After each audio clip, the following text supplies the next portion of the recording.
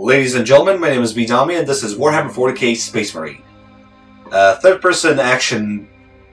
Well, I want to say adventure, but let's be honest, this is Warhammer 40k, there is no adventure here. There is only war, but... I mean, there are some adventures to be had, for sure, but they're usually followed by pretty gruesome death at someone's gun, claws, teeth, traps, Gauss gun, dismemberment, you get squished. Well, it's usually followed by a lot of action. Anyway, this is a game that primarily focuses on action and action alone. And I love it. Honestly, I'm not too happy about the fact that the main story is about Ultramarines, since they're, well, Ultramarines. I'm not saying this is a Black Templar player that's just salty about the fact that this is not about Black Templars, but I mean, the gameplay and the story are pretty good. Well, the gameplay is fantastic. The story is also well written, and I do like the main character, whom you can see at the moment killing orcs. I just don't. I'm not a big fan of the Ultramarines chapter as a whole. I mean, not even their parent legion.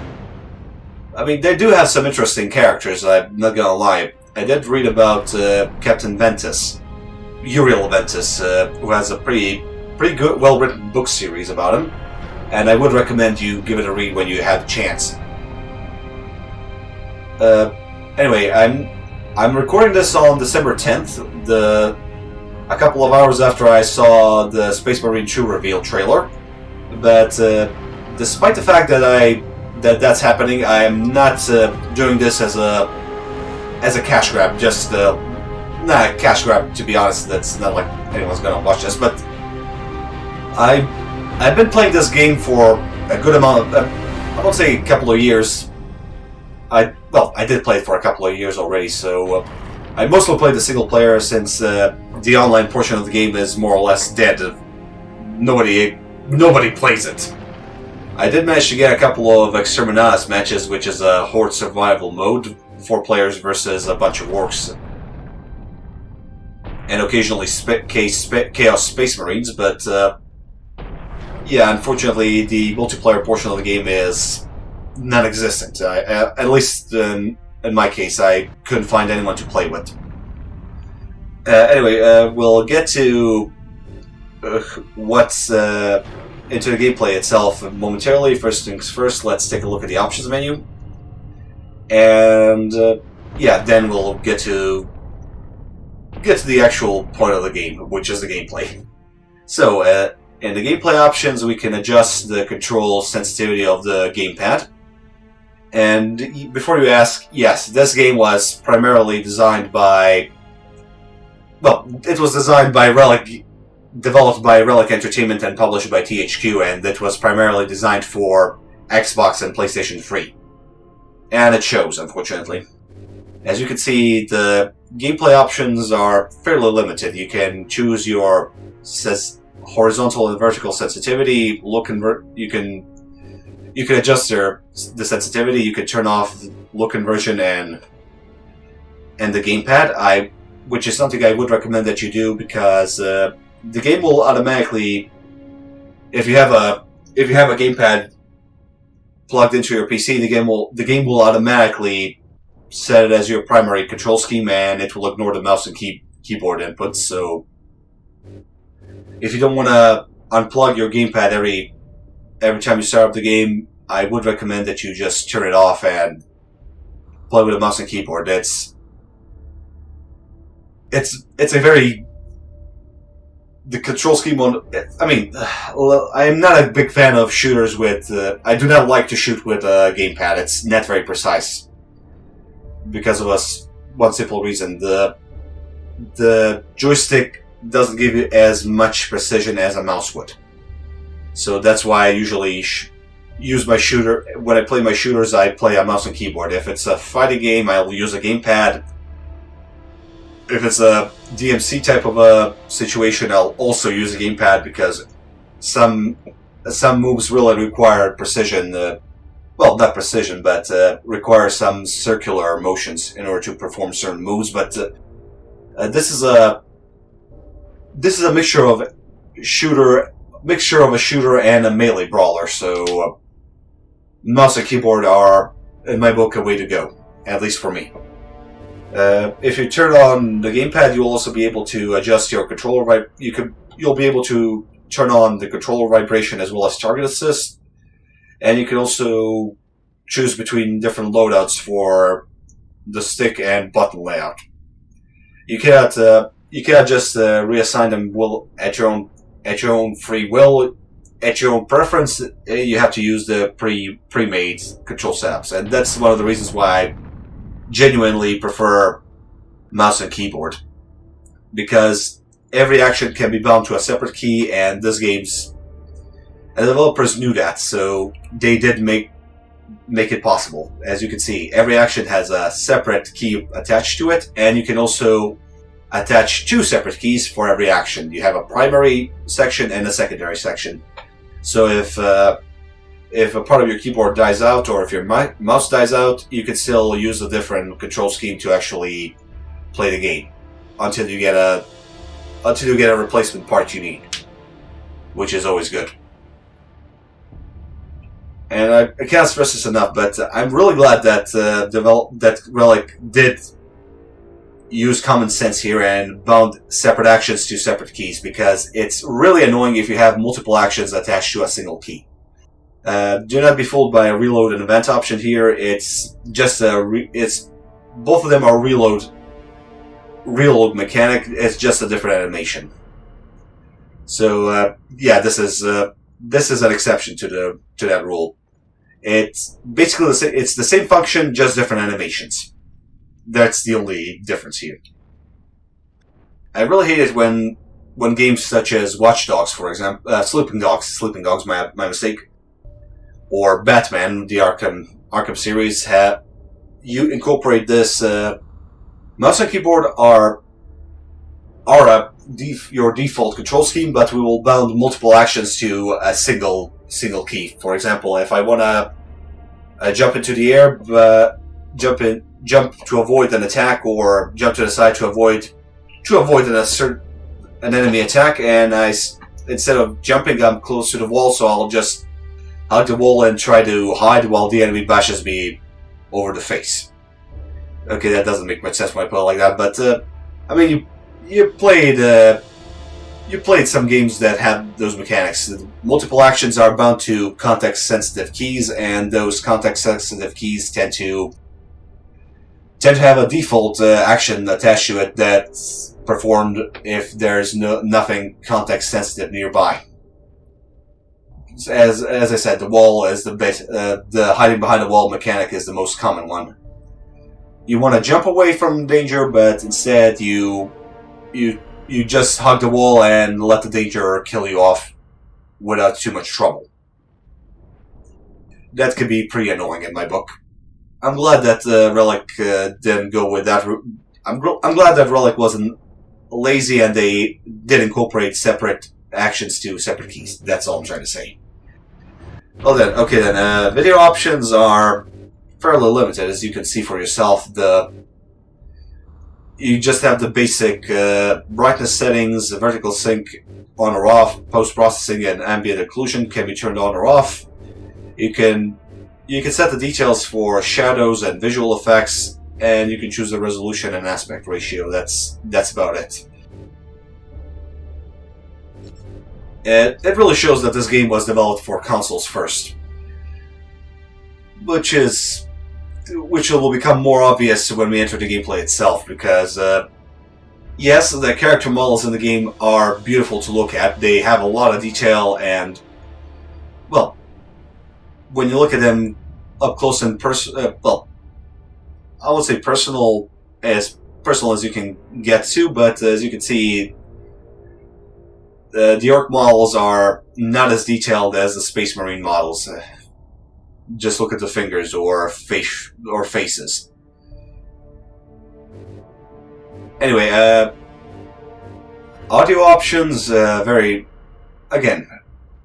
not much to look at. You have 4 separate sliders: the master volume, music volume, sound effects volume, and speech volume. All of this is good because you can turn off either the music or sound effects if you want to get rid of them for something.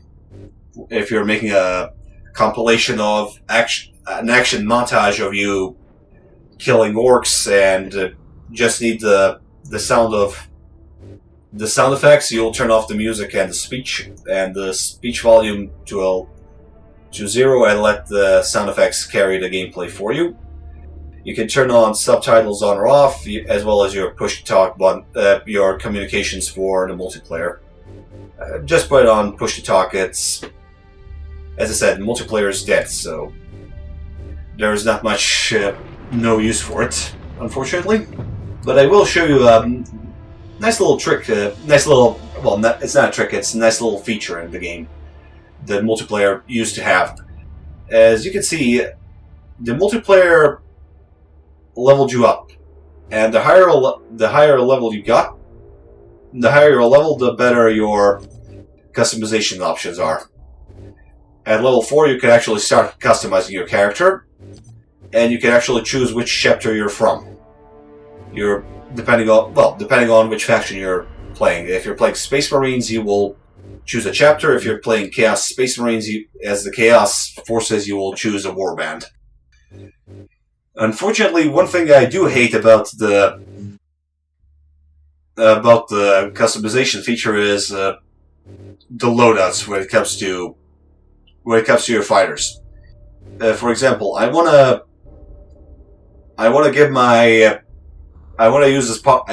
to use a power sword on my Space Marine, but I couldn't switch. I cannot switch up my loadout for a different faction. So if I swapped my power sword on this Chaos Space Marine, I'd also swap the weapon on my actual Space Marine, which is somewhat sad. But a nice thing about the game is, as you level up, you unlock different customization options for your character.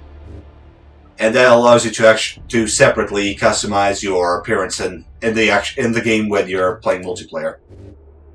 Every level unlocks different type of war gear, which will allow you to, customize your character to your personal preference. So if you don't like the default armor set, you can actually rogue shoulder. You can actually swap it for another one. Sadly, I bought the game pretty late in its lifespan, and when I started playing, the multiplayer was dead, so I couldn't find any matches to level up. I could only find a couple of Exterminatus matches, which were 4 players versus hordes of orcs, or waves of orcs. You had 20 waves you have to survive, each one with more difficult enemies, and once you got to level 20, you would have to survive for as long as you could. And Chaos Forces would invade the area, so you'd have to fight against not only orcs, but also Chaos Space Marines, and eventually you'd be dead. But it's fun when you can find a match for it. And it gives you a pretty good level. It levels you up pretty decently in my book. If you have friends you can play with, you can play private matches, but none of my friends actually play this, so I'm on my own when it comes to the game. Granted, there was the Eternal Crusade multiplayer battle arena, which was developed by a separate studio, and it was Orcs, Space Marines, Chaos, and Eldar fighting each other, but visually speaking, not visually speaking, it was a different game, all things considered. It was developed for modern consoles and the PC primarily for the PC, if I'm not mistaken, but its servers shut down recently, so I cannot play that as much as I want to. But the core premise of the game remains the same. You're a Space Marine, which is a human tank, basically.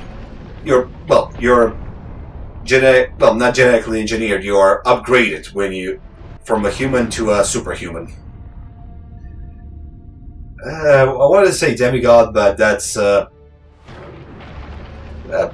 it's partially true, but also untrue because Space Marines are just they're, I wouldn't say copies, but they are sons of. They're based off of Primarchs who were the actual sons of the Emperor. Well, they were created by the Emperor to be demigods, and based on the Primarchs, he created Space Marines, so they're quarter gods. If that makes any sense. They're the Emperor's Angels of Death. Anyway, let's. As you can see, I haven't unlocked the 4th and 5th chapter yet. And that's because I had to reinstall the game I played this a lot on my old PC, but once I upgraded the thing into the PC I'm currently using, I had to reinstall the game, and considering the fact that I already finished the story on the old PC, I wasn't that interested in replaying it again over and over, since there's no choice in the game. It's a linear story. You will have fun killing orcs and chaos forces, but you will not. There will be much of a difference in replay. There's not much replay value unless you're looking for collectibles. But even then, that can be pretty boring. Gets boring eventually. Anyway, I did re-download the game recently because Sega did give a free upgrade that unlocked every DLC for the game for everyone who had the Space Marine game on their Steam accounts, or any other account if there's. Basically, Sega upgraded the game for everyone for free, so I re-downloaded it, and basically I was hopeful that more people will play the multiplayer, so I'd have the chance to actually play multiplayer, but no. I re-downloaded it, and nobody was playing multiplayer, which is rather unfortunate. But the single-player story is still good, and that was the main focus of Relic when they created the game. They wanted to create a trilogy, but since THQ went bankrupt and Sega acquired Relic, and then they created Dawn of War 3, which is well, we know how that ended. I'm pretty sure that Space Marines assets were actually put on auction separately from Relic, so they probably didn't have the license for it. But with Dawn of War, they just Relic's reputation kind of went downhill with Dawn of War 3. So I doubt Sega wanted to allow him to continue this trilogy. Granted, the sequel has been announced, well, I won't say today because I don't know when I'll publish this, but the sequel to this game, a 10-year-old game, has been announced on December 12th. December 10th! I'll probably publish this on December 12th. My bad. But, yeah. The game kind of came out as the announcement kind of came out as a surprise, but it's a welcome surprise, nonetheless. Anyway, let's stop. Just,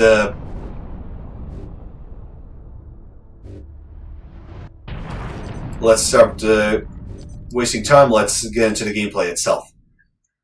So I'm gonna start off with Chapter 2, which is basically the cutscene you were rewatching this whole time while I was babbling on.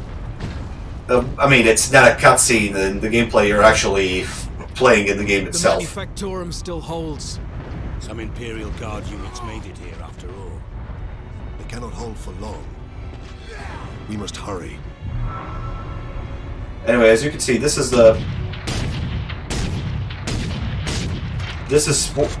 Space Marine. Very beautiful looking game in my opinion. At least for, it's a good testament to level design. Well, okay, a level design is a bit I'm stretching it a bit when I say level design, but when it comes to good 40k games, it's well, when we get to the actual fighting, you'll see why. But first things first, just take a look at the gameplay world itself. This is not an open world; it's a linear level, but it still gives you a sense of a grander world around you. You see this area? You will eventually, you won't get to it, but you will destroy it eventually. But you will fight in parts of it. See this crane?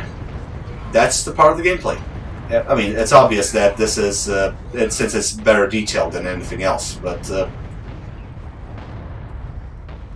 it shows that this was a console game of its time.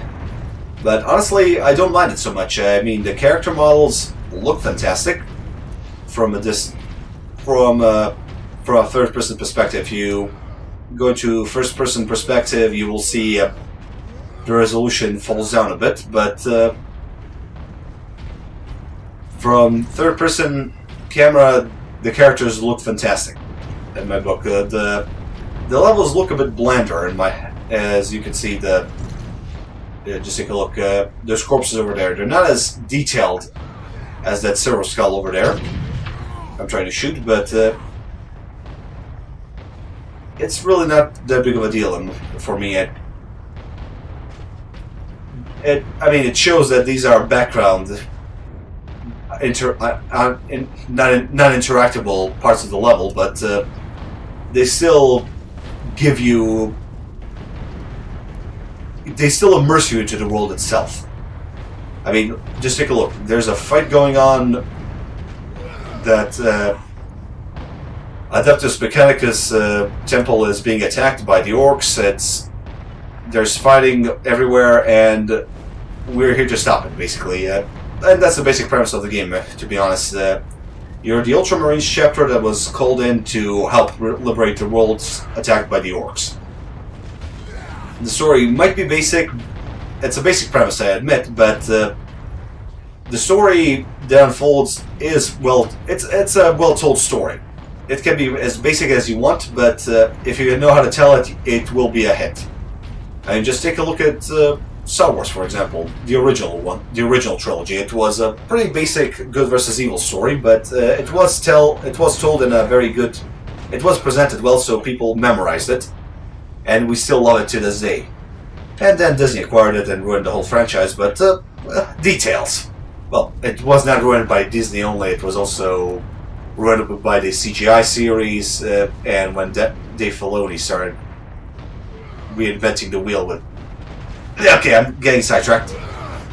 Basically, the gameplay is primarily focused on fighting, so ignore these two NPCs that are usually following you, because they are practically useless. As you can see, I'm walking away and these two are doing nothing. They're just standing there and trying to swallow their tongues, for all I know. And now they're following. They will teleport behind you if they need to, but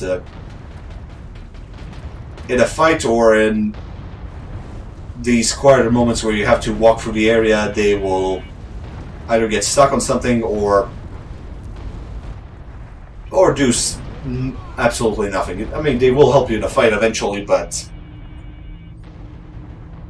the primary focus is you're the badass that has to kill everything. To deliver a message must be damaged. The seal of the Inquisition. Interesting. What is the Inquisition doing here? We're about to find out.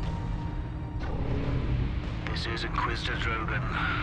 I need urgent assistance at Manufacturer Majakis. They're after the experimental device. The device is safe for the time being, I've drawn them off. Now I'm trapped. If I die, you must keep the device out of enemy hands, or he'll be unstoppable. I needed more time. I was nearly ready.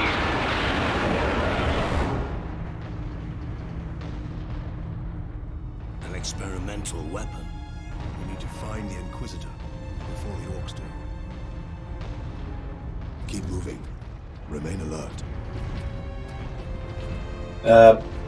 Right, so if you're unfamiliar with the Warhammer 40k, well, or Warhammer in general, don't worry. This is, I mean, the game does follow. This was made by Relic, and these guys really knew and loved the lore of Warhammer. But the game was made in a way that even someone new to the whole franchise would understand it pretty easily. The characters do discuss their enemies' tactics and behavior quite often. Well, at least Sergeant Sidonis and Captain Titus, who I'm playing with. Yeah, before you ask, no, you cannot choose which character you're playing with. You're only playing with Captain Titus, but he's a pretty decent exposition. Let's be honest. He does discuss orcish behavior and strategies as with other characters. Well, not just orcs, but some of the machine guard by joining corpse removal crews at your designated evacuation center. yeah. Well, you don't just get lore dumps from the characters. You'll also get some visual and audio hints of lore as you go through the levels. I mean, just look at this place. As you can see, this is the human-controlled world, since we're here to liberate it. And I really wish that the explosion was audible when this happened. I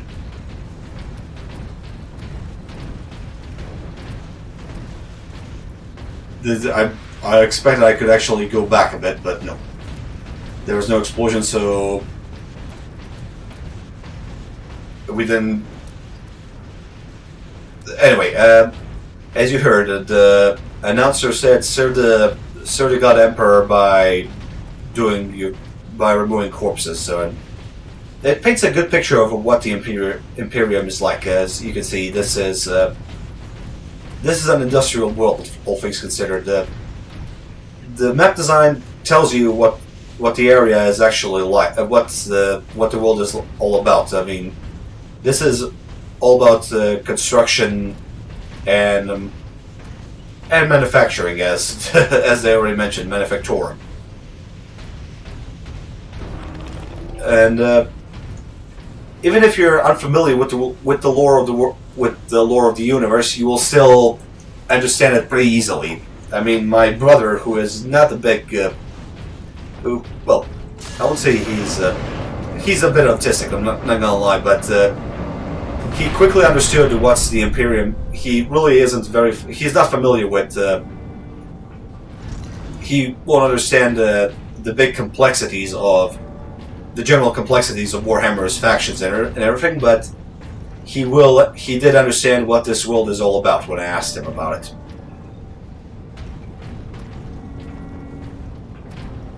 So yeah, I did take a bit of a slower. Must be operating that crane. They will not stop until they break through that gate. We must disable that crane. Okay, depending on which weapon you're using, you'll be able to switch camera mode. You'll be able to turn your camera around your characters, and I was hoping to show you a bit of a difference when it comes to cutscenes and actual in-game chatter, but if we get to another place where they start talking, I will demonstrate a bit of an entertaining difference. While in cutscenes they do have facial expressions and everything, and in the gameplay when they discuss something, their jaws just start dropping. But thankfully, I did choose this chapter specifically since it it's a good demonstration of not only music but also voice acting as well as combat. It's a good mixture of everything. So welcome to that. Welcome to the area where we saw the opening cutscene for the main menu. So this is where Space Marine becomes what it is. Very well-made action game that's fun and easy for anyone to pick up and play. As you can see, I had to utilize a good combination of ranged weapons and melee weapons to deal with opposing forces.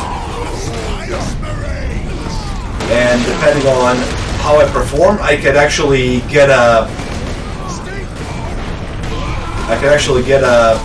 execution move that will replenish my health, similar to how Doom and Doom Eternal, well, Doom 2016 and Doom Eternal replenish your health with glory kills.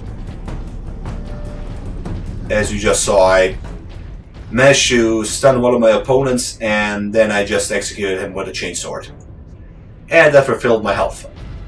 And that's the only way you can actually refill your health. To be honest, that's... well, I'm not going to show too much gore, but as you can see, the character details do take a beating when it comes to some certain aspects. I mean, the enemy characters are well designed and everything, but their detail of their characters is they're not as detailed as the actual player character or my teammates.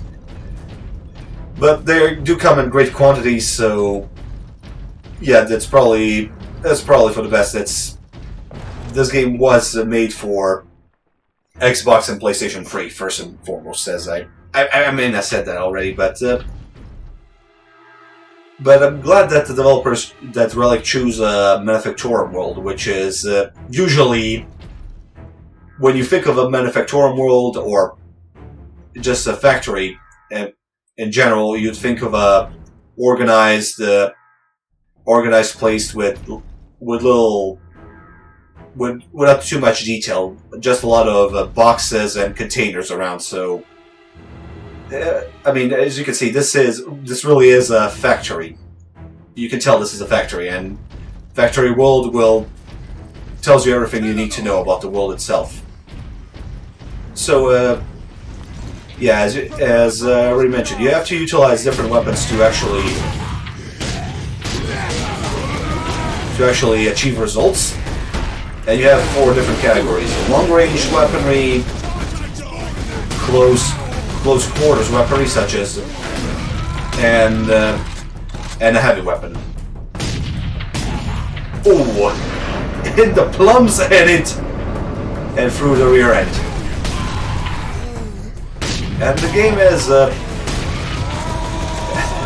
a pretty good. Does what it intends to do pretty well. No, you don't. All right. Not the weapon I wanted? Oh, damn it. I injured myself.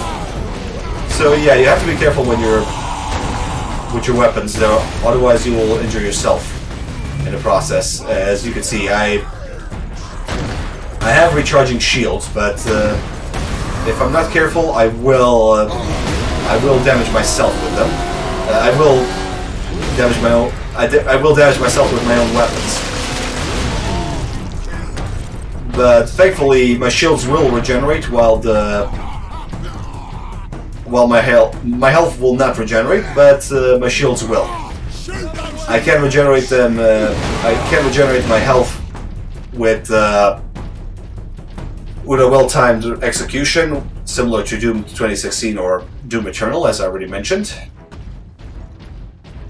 And I do have a lot of opponents I can actually use my weapons on. That's a good thing. And to be fair, this is how orcs work in general. They don't just swarm you. They try to survive as long as they can for a good fight. But the game really does portray the orcs properly, and that's something I'm glad about. And they're a pretty good opponent of choice, to be honest, at least for the early game. They are aggressive enough and tough enough to actually sustain damage. To survive any damage you can dish out. And they do damage you pretty good. They do a lot of good damage on their own as well. So they are a pretty challenging opponent. Although I do have to reprimand Relic for their general misunderstanding of what difficulty is. For Relic, a good difficulty is just switching numbers. Okay, I'll stress again. Relic has this nasty habit of just when it comes to just changing the damage output and intake when it comes to difficulties. They're not well known to actually switching up mechanics when it comes to the actual gameplay. The gameplay remains the same no matter the difficulty, but the amount of damage you can take and dish out changes. So the orcs have, on harder difficulties, the orcs will have greater damage output and forward, clear out the orcs, and a greater health pool, but your actual health pool will be lowered. I mean, just look at that boss over there. On harder difficulty, he'd probably kill me in 1 or 2 hits, and then I'm kind of screwed. Thankfully, I do have a couple of weapons I can use, and oh, damn it. Okay, since I am dealing with a bunch of enemies, let's use our Fury mode. We cannot allow that. As you saw, I just used the Fury mode, which is an instant... well, it's not an instant health revival, but it's not an instant revival mechanic. It's a regenerate health mechanic, which will empower your character with the ability to dish out more damage and regenerate health, and it will also allow it to execute smaller opponents and kill tougher bosses easily when it comes to executions. I mean, you saw in my previous fight with one of these guys that when I tried to execute him, that I entered a QTE, which I had to win in order to defeat the boss. With the Fury mode, I can ignore the QTEs and just kill the bosses like regular opponents, and I can execute regular characters without stunning them. And I have to admit, despite the minimalistic level design, I really love how Relic designed their levels. It shows you what the world is about, and it also gives you some good details about certain groups that are fighting here. I mean, just look at the orcs. They didn't trash everything completely, but they did erect monoliths to their deities and their clan, depending on. I'm pretty sure these are Gork and Mork monoliths. And also, I just love how their general siege equipment and base camp is designed. It really sticks out from the crisp, clean, and well organized factory that humans have. This is how orcs work in general. They just slap on a bunch of metal together and duct tape and spit that holds them together, and usually some magic of their own. But you don't have to explain it to a. I mean, you should explain it to someone who's unfamiliar with Warhammer, but if you're not familiar with Warhammer, it's still. It's easy to understand for anyone, basically. And I love it. And I just love this. Number 2 control deck, do you read? This I is just love Captain this. Titus of the Ultramarines. Identify yourself. This is Corporal Antioch, sir. That is, my lord. I need access to the Manufactorum, Corporal. There is a service lift in the hangar directly below where you drop the cargo, my lord. We can meet you there. Stand ready. We will be there shortly. Titus out. I just love this set piece. I do apologize for switching the camera between the set piece and Titus's mouth, but as you saw, his jaw was just dislocating itself while he was talking. So I thought it was funny. And as you can see, this is what I was referring to when I said we will destroy this camp soon enough. We cannot go there per se, but we still have some interaction with it. We still had some interactions with it. And there's a big difference between, well, as you saw, the level of detail on the map varies. The background areas are, well, mostly images with some GIF animations going out of them. That gives you the illusion that you're in a bigger world. And closer images, well, not closer images, but closer objects are 3D rendered in 3D, but they have lower polygon levels and less detail as the playable characters or interactable objects. It's not as impressive as, let's say, Doom 2016, for example, or any modern game, but for its time, this game was visually very, very striking. And this is something I actually enjoy, is you can actually shoot enemies as they're... If you can see them, you can shoot them. That's a good policy in the game. You can actually reduce your enemies' numbers before you enter the combat zone, which is wonderful. And while before we continue moving on, as you can see, this is the arsenal you'll be using. You have a mixture of close range weaponry such as the bolter, which is a rapid fire grenade launcher in human standards. It's on average, this is an assault rifle for Space Marines, but to a regular human, this is a grenade launcher with rapid fire function. I'm not kidding. Just listen to this. This is how a bolter sounds. And an average bolter round is as big as a human fist. So imagine what will happen if you were to actually fire a bolter as a human. Best case scenario, you would just dislocate your shoulder and you would not be able to use it anymore. And you would not be able to use your arm for at least a couple of years, let's be honest. But in worst case scenario, the backfire would... Well, not backfire, but the weapon kick would just rip your arm right out of your shoulder. I mean, that's how powerful a bolter is. Okay, well, lore-wise. Okay, it might be overselling it a bit, but that's how powerful bolters are usually. And the Stalker bolter, which is a sniper variation of the weapon, I do not have to tell you. I don't have to explain how stronger that is. I mean, you just saw how I killed one of the orcs with a simple head. Well, a headshot will kill anyone, but well, actually, let's test that theory out. I'm gonna try to headshot one of these orcs with a simple pistol shot. Okay, hold still. There we go. Nope, a headshot did not work properly. Oh! Oh no! Woo! that didn't go. That didn't go as well as I hoped. Okay, let's just use a grenade here.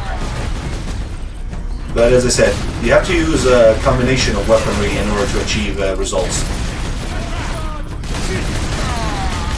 You can just rely. You can rely on a single type of a weapon to get the job done, but every weapon actually serves a good purpose.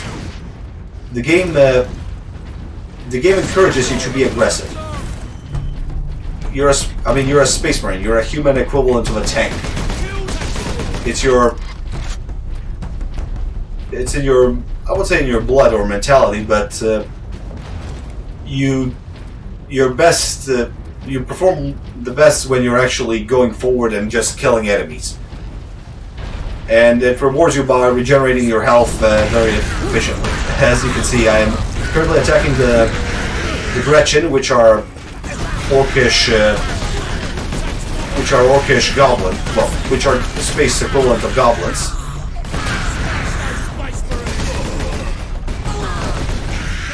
And they're pretty squishy, but they do attack you in massive numbers. Well, to be fair, most orcs attack you in numbers more than anything else. But I do love how Relic designed this game. There's Relic always specialized in RTS games, so when they announced this in late 2000s, I was surprised. This was an action game, not something they were familiar with, and I'm just glad that how much attention to detail and how much they incorporated into this game. I mean, just look at this. You can sprint and you can shoulder charge your enemies. That's most action games don't usually do this. They just, I mean, they do this, but they usually incorporate some massive overcompensating this type of attack. But this is simple, but it's still effective. I mean, just look at this. I just shoulder bashed these guys, and that was about it. The only thing I did. And one of them got killed, one of them got pushed backwards, and the other one got stunned.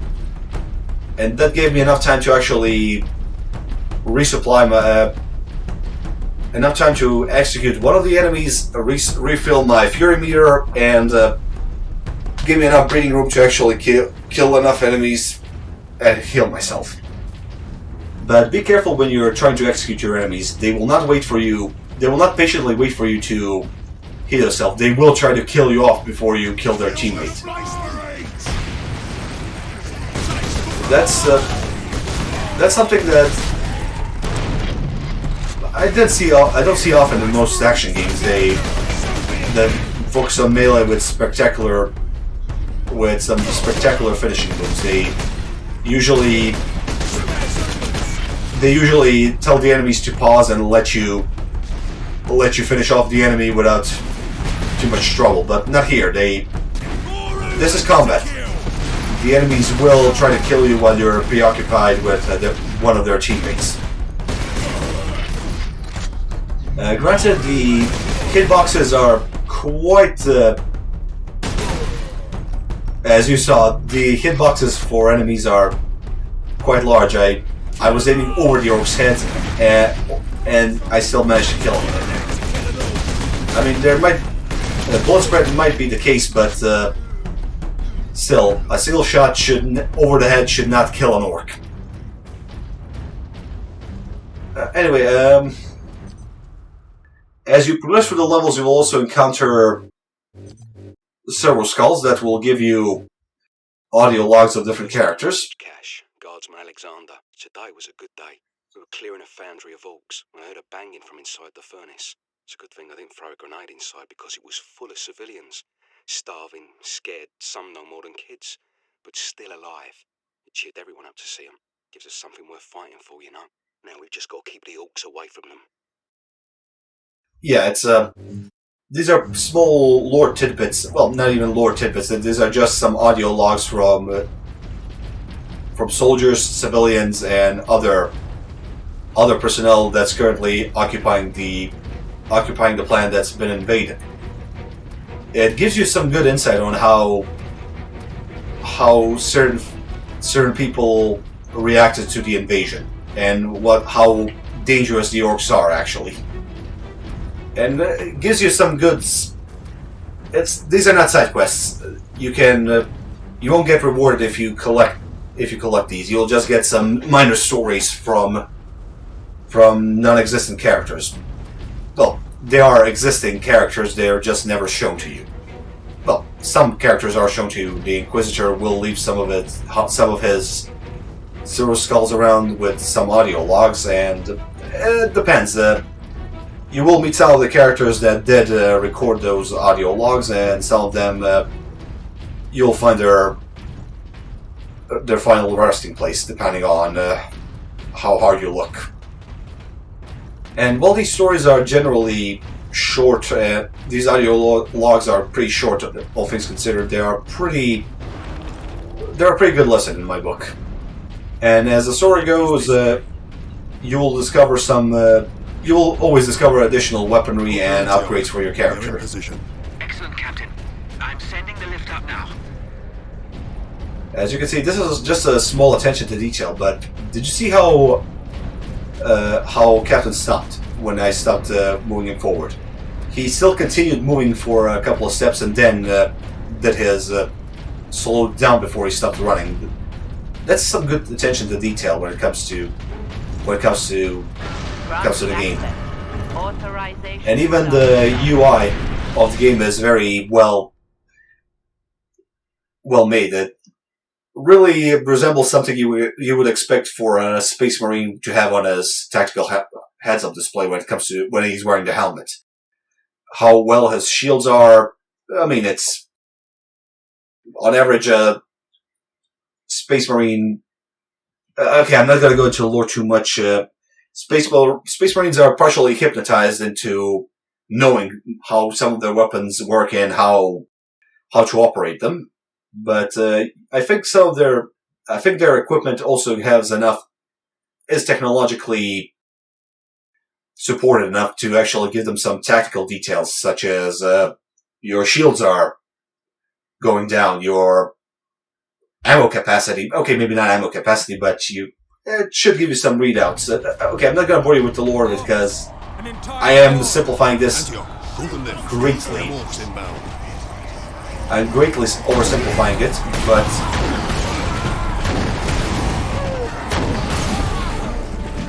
but yeah, the game is a good representation of what Space Marines are all about. They're human tanks and warriors. Well, warrior monks of the Imperium. Imperium of Man, to be more precise, let's use the full title properly. They're the best of humanity has to offer. And the weapons they use are also a reflection of that. They get the best armor and the best equipment to deal with the job at hand. And these seals you can see on their armor pieces, they don't serve as fury. They don't grant you fury in the game, like in the game, but they are just the prayers, and they're mostly prayers and wards against the evil of the universe. They do not serve the purpose of the same purpose as in the game, but gameplay-wise, they really do help in the game. These are not just decorations; they do serve a purpose in the gameplay itself. That's all I'm trying to say. Excuse me, I honestly do want to talk a bit more about the game, but I'm having too much fun with this. It's look, it's not deep, thought-provoking. This is not a deep, thought-provoking game that people will play for long periods of time, but it is a pretty good. It is a pretty good action game that you can play when you're bored and just want to kill something without too much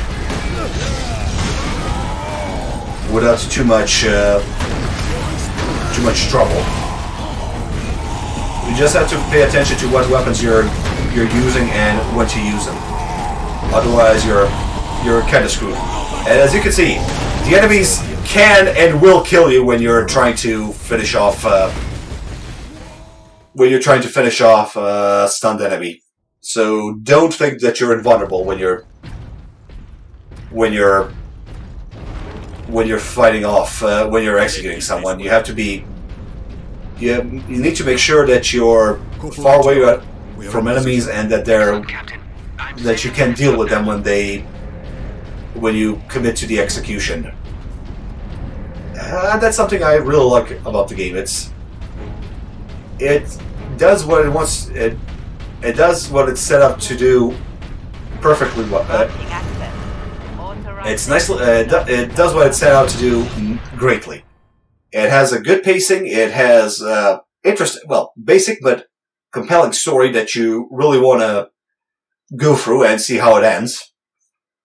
The weapons and the gameplay feature and the gameplay features you unlock through the game will keep you playing for longer. Honestly, it's a good game. Excuse me. I honestly can't tell you. Can't celebrate this more than I already did. Excuse me. Let's see. What else can I tell you? But if you're in a position, purchase the game. Show Sega and Relic that. Well, to be honest, Sega doesn't own the license for this. It's now owned by Focus Interactive, if I'm not mistaken. And Saber Interactive has the license, and they're creating, and they are working on the sequel. So, but let's show those corporations out there that there is a demand for good quality single player experiences, and I honestly think that Space Marine and Space Marine 2, Space Marine and Gears of War, to be honest, are good examples of single player first, multiplayer second mentality. They give you a good story, they give you good gameplay, and they ensure that you have a good experience throughout the whole purchase. Granted, I always recommend that you purchase games when they're on sale, or if the publisher is extremely scummy, I'd recommend looking for other means when it comes to the game. But I honestly do recommend that you purchase this game. It's support, and it supports what Relic started, and it should show Saber Interactive how much we as consumers want a good experience, single player experience. The multiplayer can be incorporated, in my opinion, but I really want single player first, multiplayer second type of a game. And it should show Games Workshop as well that we as their fan base really well. Okay, that's a bit of a one-sided thing, but